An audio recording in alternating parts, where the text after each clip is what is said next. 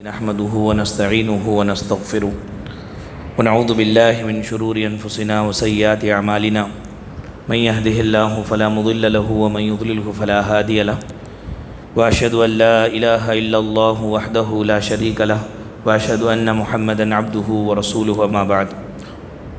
محترم بھائیوں، پیاری ماں اور بہنوں، الحمدللہ ہمارے آج کو 16 روزے مکمل ہو گئے۔ اللہ رب العالمین سے دعا ہے کہ اللہ تعالیٰ ہمارے روزوں کو اور ہمارے قیام اللیل کو قبول فرمائے اور ہماری چھوٹی موٹی عبادتوں کو قبول فرمائے، ان کے بدلے میں بڑی جنت ہمیں نصیب فرمائے، آمین۔ قال علم، یہ 16واں پارہ ہے۔ اس کے اندر بھی اللہ رب العالمین نے بہت ساری باتیں بتلائی ہیں۔ چند باتیں آج کے اس درس میں انشاءاللہ ہم معلوم کریں گے۔ اس پارے میں حضرت موسیٰ علیہ السلام کا واقعہ بڑے تفصیل سے بیان کیا گیا۔ اس میں سے ایک شق یہ بھی ہے کہ ایک مرتبہ مجلس میں حضرت موسیٰ علیہ السلام نصیحت کر رہے تھے، تو سننے والوں میں سے ایک نے پوچھا کہ یہاں پر سب سے بڑے عالم کون ہیں؟ موسیٰ علیہ السلام نے یہ سمجھا کہ نبی سب سے بڑا عالم ہوتا ہے زمانے کا، اس حساب سے کہا کہ میں، یہ بات اللہ کو پسند نہیں آئی۔ کہا کہ بڑے عالم سے اگر ملنا چاہو تو دو سمندر یعنی دو دریا کا جہاں سنگم ہوتا ہے وہاں پر ایک ہمارے بندے سے تمہاری ملاقات ہوگی، جاؤ وہاں ان سے علم حاصل کرو۔ حضرت موسیٰ علیہ السلام علم حاصل کرنے کے شوق میں نکلے اور حضرت خضر علیہ السلام سے وہاں ان کی ملاقات ہوئی۔ بہت سارے سوالات ہوئے۔ حضرت خضر نے کہا کہ میرے ساتھ تم رہنا چاہتے ہو لیکن میں سمجھتا ہوں کہ تم صبر نہیں کر سکتے۔ تو موسیٰ علیہ السلام نے دو باتیں کہی، صبر بھی کروں گا، فرما برداری بھی کروں گا، تمہاری بات کو میں مانوں گا اور صبر بھی کروں گا۔ تو حضرت خضر نے ایک شرط لگائی، جو بھی کام ہو تم سوال نہیں کرو گے۔ بس نکل کر کے جا رہے تھے، یہ واقعہ بڑا مشہور ہے۔ کشتی میں بیٹھے، نئی کشتی تھی، حضرت خضر نے توڑنے کا حکم دیا، کشتی کا ایک حصہ توڑ دیا گیا۔ موسیٰ علیہ السلام بے صبرے ہو گئے، کہا کہ ارے نئی کشتی کو تم توڑ رہے ہو، اچھی کشتی کو۔ تو خضر نے کہا کہ میں نے کہا نا تم میرے ساتھ صبر نہیں کر سکتے۔ کہا کہ معاف کیجئے، اس کے بعد میں کچھ نہیں سوال کروں گا۔ پھر اس کے بعد جا رہے تھے، ایک چھوٹا بچہ کھیل رہا تھا، اس کو مار دیے، قتل کر دیے۔ موسیٰ علیہ السلام بے صبری کا مظاہرہ کر دیے کہ تم نے چھوٹے بچے کو کیوں مار دیا۔ اس کے بعد ایک قوم کے پاس سے گئے، وہاں کے لوگ اتنے کنجوس تھے کہ ان لوگوں کی ان دونوں کے کھانے کا بھی انتظام نہیں کیا، پوچھنے پر بھی انتظام نہیں کیا۔ لیکن قوم کے اندر ایک دیوار گر رہی تھی، حضرت خضر نے اٹھانے کا حکم دیا تو یہ اٹھا دی گئی۔ تو حضرت موسیٰ نے کہا کہ یہ لوگ اتنے کنجوس ہیں اور آپ ان کے گاؤں کے اندر دیوار کی مرمت کیوں کی ہے؟ چھوڑ دیتے تو اچھا تھا، ان کو معلوم ہو جاتا۔ اس کے بعد حضرت خضر نے کہا کہ اب ہمارے جدائی کا وقت آ گیا ہے، اب چلو تم اپنا راستہ ماپو، ہم اپنا راستہ ماپیں گے۔ لیکن البتہ یہ 3 وضاحتیں حضرت موسیٰ علیہ السلام نے پوچھی تو حضرت خضر نے بتلایا کہ جو کشتی توڑ دی گئی تھی، یہ کشتی جس جگہ پر جانے والی تھی وہاں کا بادشاہ ظالم تھا، اچھی کشتی دیکھتا تو غصب کر لیتا تھا، ہڑپ کر لیتا تھا۔ تو اگر ٹوٹی کشتی دیکھتا تو ٹوٹی یہ چھوڑ دیتا تھا۔ تو کشتی چلانے والے جو ملاح تھے یہ مسکین تھے، چنانچہ اس کے علاوہ کمائی کا ذریعہ ان کا اور کچھ نہیں تھا۔ اگر یہ بادشاہ لے لیتا تو ان کے لیے پریشانی کی بات ہو جاتی، اس لیے میں نے کشتی کو تھوڑا سوراخ کر دیا، تھوڑا میں نے اس کو توڑ دیا۔ اور دوسری وجہ بتلائی، چھوٹے بچے کو جو میں نے قتل کر دیا، اللہ رب العالمین کا حکم تھا کیونکہ یہ بچہ بڑا ہو کر ماں باپ کے ایمان کے لیے خطرہ تھا، اس کے ماں باپ اس کی وجہ سے ایمان چھوڑ دینے والے تھے، تو اس وجہ سے اللہ رب العالمین نے اس کو قتل کرنے کا حکم دیا۔ اور تیسری بات جو دیوار کھڑی کر دی، یہ اصل میں نیک ماں باپ کے بچے کا مال اس دیوار کے نیچے مدفون تھا۔ دیوار اگر گر جائے تو مال نکل کر کے باہر آ جائے گا، اور بچہ یتیم ہے، مال کی حفاظت نہیں ہو پاتی، اس لیے اللہ رب العالمین نے اس بچے کے مال کی حفاظت کے لیے مجھے وہ دیوار کھڑی کرنے کا حکم دیا۔ یہ پورے واقعے کے اندر جو بات ہمیں معلوم ہوتی ہے، جو پیغام ہمیں اللہ تعالیٰ دینا چاہتا ہے، وہ یہ کہ بعض موقع پر کوئی کام، کوئی چیز ہمیں ظلم معلوم ہوتا ہے، زبردستی معلوم ہوتی ہے، لیکن وہ ہمارے لیے اور ہمارے بہتری کے لیے ہوتی ہے۔ اللہ رب العالمین کی طرف سے کوئی مدرسے میں کوئی پڑھ رہے ہیں، جا کر کے کسی جگہ پر کوئی ہاسٹل میں رہتے ہیں، وہاں کے جو قانون رہتے ہیں، مدرسے کے جو قانون رہتے ہیں، وقتی طور پر طلباء کے لیے، طالبات کے لیے یہ مصیبت اور مشکل معلوم ہوتا ہے، لیکن بعد میں پڑھ کر کے فارغ ہونے کے بعد ان کو معلوم ہوگا کہ کہ اگر وہ سختی نہ ہوتی تو ہم اتنا اچھا نہیں پڑھ سکتے تھے، وہ سختی کرنے کی وجہ سے ہم کچھ پڑھ سکے۔ وقتی طور پر بعض چیزیں ہم کو سخت نظر آتی ہے، ظلم نظر آتا ہے، وہ ظلم نہیں ہوتا بلکہ وہ ہمارے بہتری کے لیے ہوتا ہے۔ اور اللہ تبارک و تعالیٰ کی یہ سنت ہے کہ اللہ کبھی کبھار ہم لوگوں کو چھوٹی مصیبت کے ذریعے سے بڑی مصیبت سے بچا لیتا ہے۔ تو یہ کشتی جو ٹوٹ گئی تھی یہ چھوٹی مصیبت تھی، لیکن اگر یہ جس جگہ پر جاتی بادشاہ پوری کشتی کو لے لیتا تو وہ بڑی مصیبت ہے۔ اس طرح ہماری زندگی میں کوئی بھی معاملہ آ جائے، پریشانی کی بات آ جائے تو ہم یہ سمجھ کر کے اس کو سہ لیں کہ اس سے بڑی کیا مصیبت آنے والی تھی کہ چھوٹی مصیبت سے اللہ نے بڑی مصیبت کو دور کر دیا، پار کر دیا۔ یہ واقعی کے اندر ہمیں سبق ہمیں ملتا ہے۔ اس کے بعد اللہ تعالیٰ نے اس بارے میں اپنی قدرت کا تذکرہ فرمایا۔ حضرت یحییٰ علیہ السلام کی پیدائش یہ معجزانہ تھی، کیونکہ زکریا علیہ السلام بوڑھے ہو گئے تھے، ان کی بیوی بانجھ تھی، بچے پیدا نہیں ہوتے تھے، لیکن دعا مانگے حضرت زکریا علیہ السلام نے، اللہ تبارک و تعالیٰ نے حضرت زکریا کی لاج کو رکھ کر ان کی دعا کو قبول فرما کر ان کی بیوی کو درست فرما کر بچہ عطا فرمایا۔ بچے کا نام بھی اللہ نے یحییٰ رکھا، اس بچے کو اللہ نبی بھی بنایا۔ تو یہ اللہ تعالیٰ کی قدرت ہے۔ اللہ تعالیٰ کے نزدیک ناممکن جیسی کوئی چیز نہیں ہے، یعنی سب پاسبل ہے، امپاسبل کوئی چیز نہیں ہے۔ دیکھو بڑھاپے کی عمر میں بیوی بانجھ ہے لیکن اللہ تعالیٰ نے بچہ عطا کر دیا۔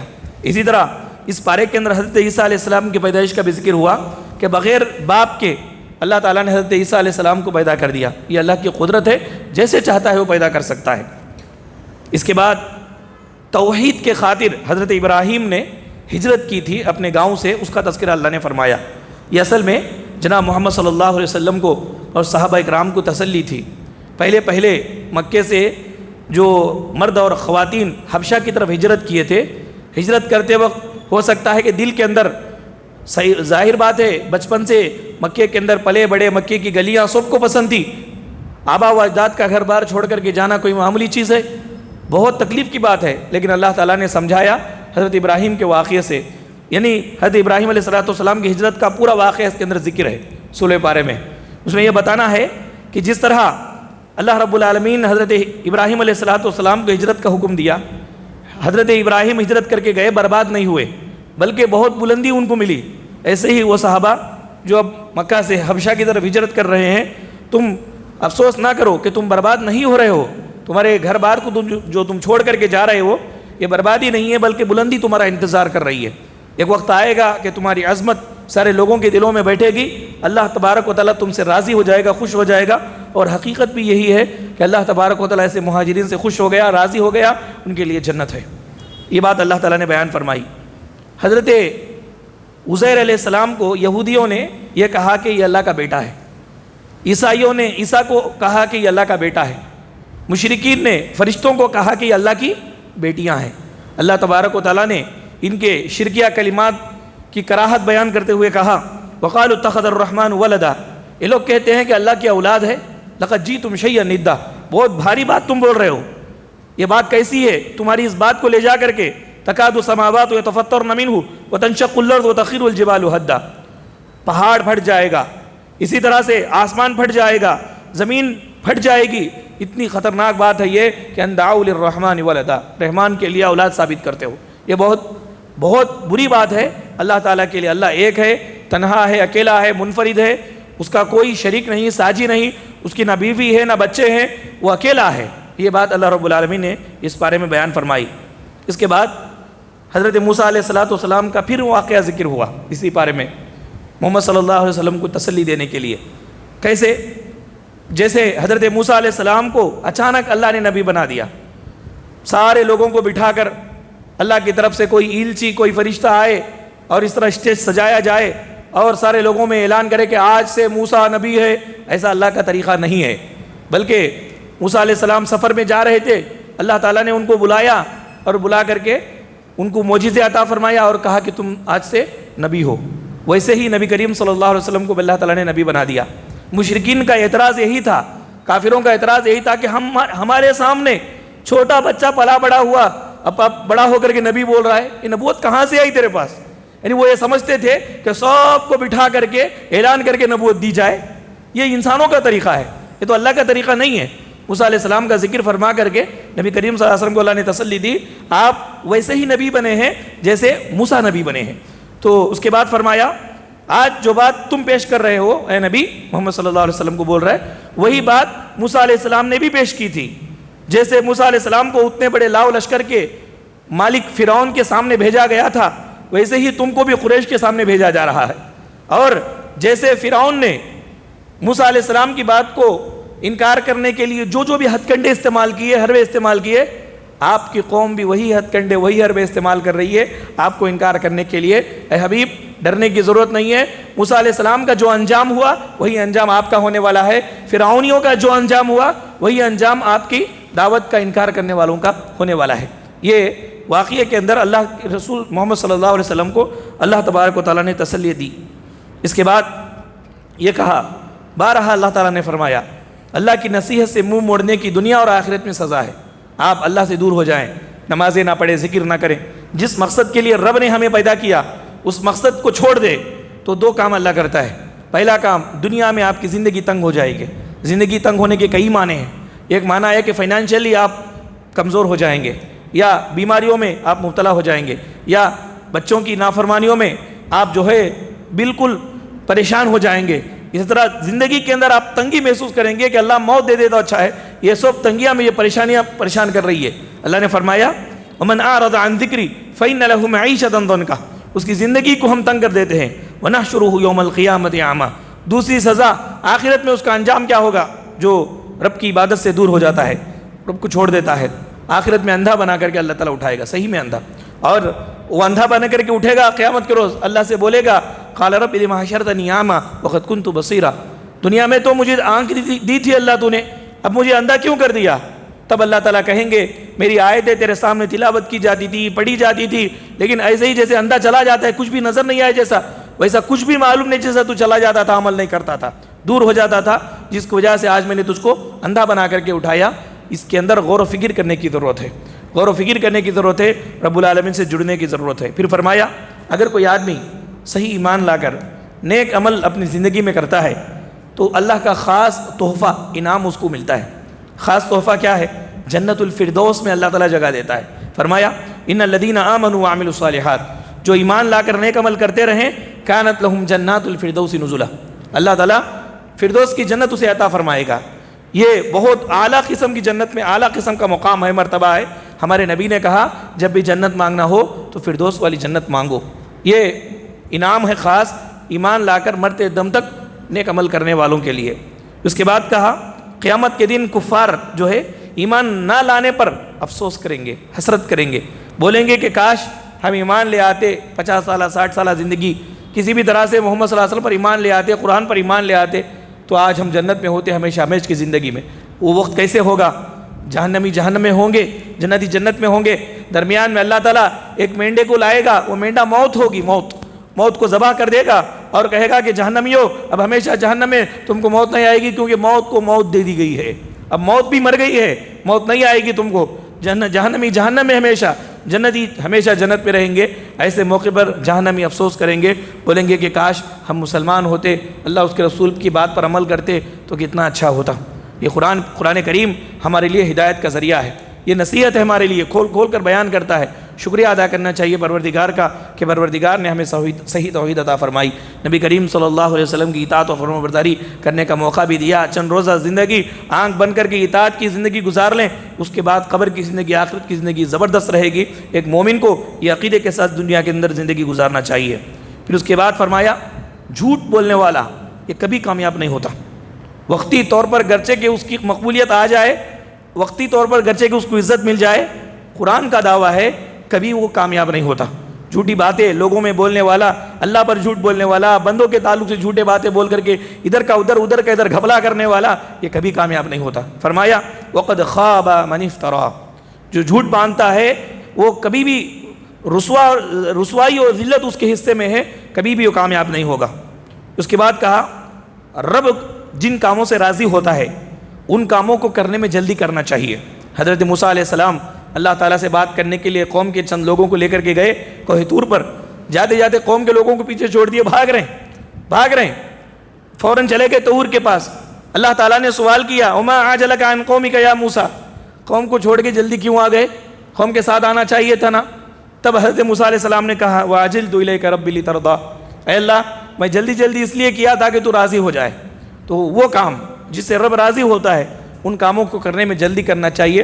ٹال مٹول کر کے وہ کام اگر نہ ہی کرے تو پھر بہت ہی محرومی اور شقاوت ہمارے حصے میں آئے گی. اس کے بعد یہ کہا کہ ہم نیک ہیں. اللہ تبارک و تعالی ہمارے اولاد کے اوپر ہماری نیکی کا اثر ڈالتا ہے. کبھی کبھار شیطان اگر ذہن میں یہ آ جائے, برائی کی طرف انسان چلا جائے, کم سے کم اپنے پیٹ کے بچوں کا تو خیال کرے کہ میرے بعد میرے بچے اگر اچھے بننا ہو, صحیح رہنا ہو دنیا میں آخرت میں, تو ہم کو یہاں اچھا رہنا چاہیے. نیک اولاد یعنی نیک والدین کے اولاد کو اللہ کبھی ضائع نہیں کرتا, ان کی حفاظت کرتا ہے, ان کے مال کی بھی حفاظت کرتا ہے, دنیا کے اندر بھی اور آخرت کے اندر بھی. چنانچہ وہی سورہ کہف کے اندر یہ جو واقعہ بیان ہوا, حضرت خضر نے دیوار جو کھڑا کر دی تھی, اس کے نیچے جو خزانہ تھا وہ 2 یتیم بچوں کا تھا. وہ 2 یتیم بچے ان کے ماں باپ نیک تھے, تو اللہ تعالیٰ نے ان کی نیکی کی وجہ سے بچوں کی حفاظت کیا, بچوں کے مال کی حفاظت کیا. تو یہ اللہ تعالیٰ کا وعدہ ہے کہ اللہ تعالیٰ صالح آدمی کی اولاد کی حفاظت کرتا ہے. وَلْيَخْشَ الَّذِينَ لَوْ تَرَكُوا مِنْ خَلْفِهِمْ ذُرِّيَّةً ضِعَافًا خَافُوا عَلَيْهِمْ فَلْيَتَّقُوا اللَّهَ. اگر کوئی آدمی یہ چاہتا ہو کہ چھوٹے چھوٹے بچے ہیں میرے میں مر جاؤں تو یہ چھوٹے بچوں کا کیا ہوگا بول کر کے اگر تمہارے دل کے اندر فکر آ رہی ہے تو فَلْيَتَّقُوا اللَّهَ, اللہ کا تقوی اختیار کر کے رکھو, یہ چھوٹے بچوں کی ذمہ داری ہماری ہے. اللہ تعالیٰ کہتا ہے کہ بہت اچھے انداز میں ہم ان کو بڑا کریں گے, بہت اچھے انداز میں دنیا اور آخرت دونوں کے اندر نعمتوں سے نوازیں گے. اولاد کی اچھائی و برائی ماں باپ کی اچھائی اور برائی پر ڈیپینڈ کر کے رکھتی ہے. ہم اچھے ہیں تو انشاءاللہ ہمارے اولاد بھی اچھے رہیں گے. اس کے بعد اللہ تعالیٰ نے بیان فرمایا رب کے جو کلمات ہیں لامحدود ہیں. سمندروں جتنی انک بن جائے, سیاہی بن جائے, لکھنے لگ جائے رب کے کلمات کو, انعامات کو, تو یہ سارے سمندر کا پانی انک بن کر کے ختم ہو جائے گا. اللہ تبارک ما نفدت کلمات اللہ, اللہ تعالیٰ کے جو کلمات ہیں یہ کبھی ختم نہیں ہوں گے. اللہ تعالیٰ کے انگنت احسانات بندوں کے اوپر ہے. اس کے بعد کہا کہ دنیا والوں, پیسے والوں کی محبت لوگوں کی دلوں میں اللہ نہیں ڈالتا. ایمان لا کر نیک عمل کرنے والوں کی محبت اللہ لوگوں کی دلوں میں ڈالتا ہے.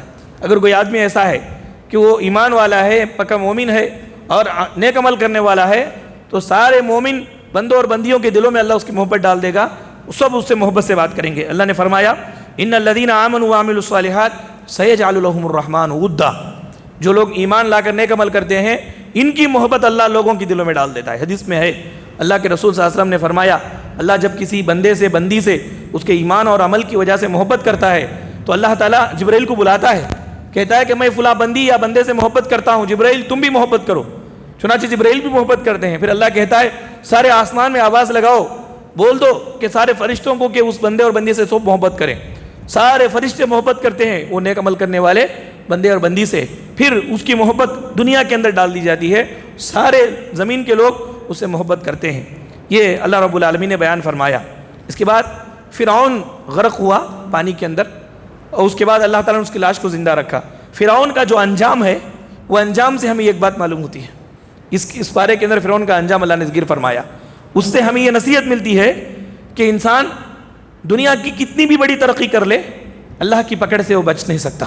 اور یہ بات بھی معلوم ہوتی ہے کہ نافرمانی کے ساتھ کوئی بھی بچ نہیں سکتا, چاہے وقت کا فرعون ہی کیوں نہ ہو, لاؤ لشکر اس کے ساتھ ہو, عظیم ترین ترقیاں اس کے پاس موجود ہوں, لیکن اگر وہ نافرمان ہے تو اللہ تعالیٰ کے عذاب سے اس کو کوئی نہیں بچا سکتا. فرعون کو غرق کر کے ساری دنیا کے نافرمانوں کو اللہ نے سبق دیا کہ آپ اپنے طور پر رب سے دور ہیں, رب کی نافرمانی کرتے ہیں, کتنے بھی طاقتور ہو تم اللہ تعالیٰ کے عذاب سے بچ نہیں سکتے. اللہ کی نعمتیں حاصل کرنے کے لیے, اللہ کے عذاب سے بچنے کے لیے اللہ کے سامنے سر جھکانا ضروری ہے, اللہ کے فرما بردار ہونا ضروری ہے. تو فرما بردار قوم اللہ تعالیٰ کی دنیا اور آخرت میں عزت پاتی ہے, اللہ ترقی دیتا ہے. نافرمان قوم چاہے دنیاوی اعتبار سے کتنی بھی ترقی کر جائے, اس کا جو اینڈنگ ہے وہ بربادی ہی بربادی ہے. ایک مومن کو اللہ تعالیٰ سے محبت کرتے ہوئے اس کی عبادت شوق و ذوق سے کرنا چاہیے. اس بارے میں اور بہت ساری باتیں پروردگار نے بتلائی ہیں. اللہ تعالیٰ سے دعا ہے کہ اللہ رب العالمین ہم تمام لوگوں کو قرآن احکامات پر عمل کرنے کی توفیق عطا فرمائے. اللہ تعالیٰ ہمارے روزوں کو اور ہمارے قیام اللیل کو قبول فرمائے اور اس کے بدلے میں دنیا اور آخرت کی کامیابیاں ہمیں عطا فرمائے. آمین. وآخر دعوانا ان الحمد للہ رب العالمین. سبحانک اللہم و بحمدک اشہد ان لا الہ الا انت استغفرک و اتوب الیک.